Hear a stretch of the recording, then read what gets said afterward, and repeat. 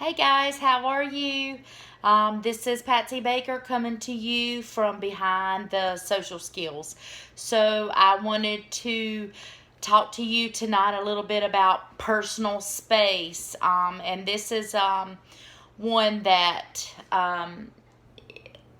is kind of hard with the personal space, but you can play games and you can make it fun to learn about personal space.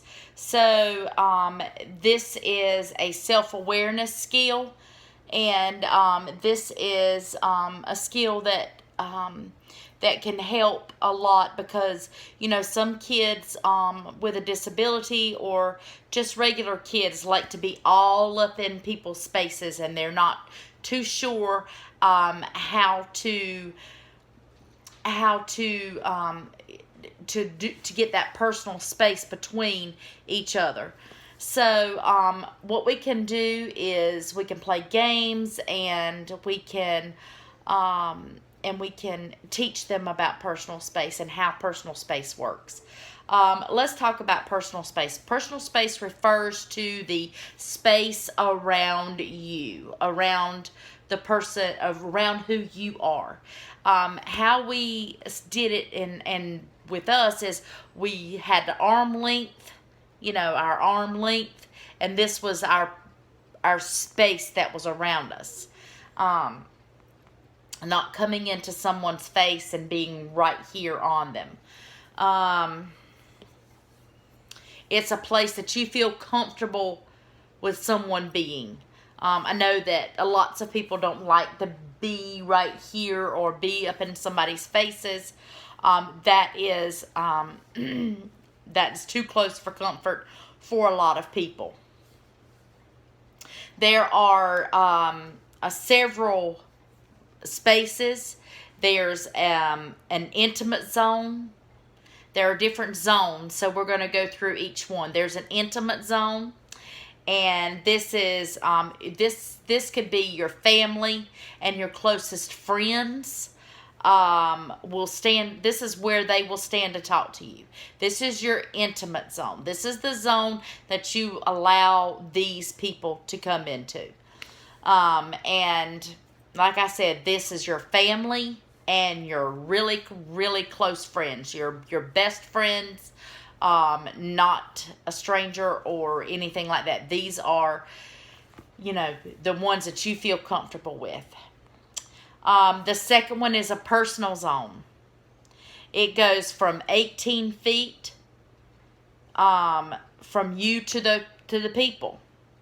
That is where that's your personal zone. That's 18 foot from the person in front of you. So it's almost like an arm length away from the person. That's that personal zone. You have social zones where you just stand and you just talk to someone. That is, that could be your schoolmates, your classmates, your a person that is, that you're not really acquainted with. That's your social zone. That's like 4 to 12 feet away. Is your social zone. Then you have the public zone, which is way over there that you're going to talk to somebody. You're not going to scream at them, but you're going to talk to them from afar. This is strangers. This is people that you talk to in public that you don't know. That stands way over there. They're not in your personal space. They have nowhere to be in your personal space. They should not be anywhere near your personal space. If you don't know these people, you should be way back over there, way far away. So it's like this is you. This is your personal, your social, your public. Your public is way out there. So let's just say that you had I'm going to show it to you. It's this right here. So this is you, then you have all those zones. So that, as you can see, the public one is really, really, really far away from you. And that is how we, and for other kids, you can make it, you can make games out of it. You can have a hula hoop. Hula hoops are great for personal space. Hula hoops are, how you can demonstrate the person in the middle of the hula hoop, and then the personal space, and then the other space. So that is, a hula hoop is a great game to play with the kids of learning personal space. So you can also have them stand in front of you and again and model it, or have somebody model with you what a personal space is. Say, this is my space. This is a space you can stand in. This is the space I feel comfortable with.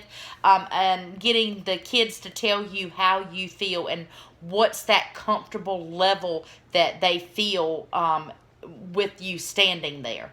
Now, there's lots of people that I talk to that I don't feel comfortable with being right up on me. So I'll kind of step back a little bit. I'll move back away from that person. That indicates that I'm not feeling comfortable with you being that close to me. You can also have the students to pair up with each other. This is a great game for them to do, find your partner and pair up with each other, and then go and, have them stand close together to where they don't feel comfortable. It's not a comfortable feeling to stand that close together. And then have them, kind of spread apart to where they feel comfortable with talking to that person.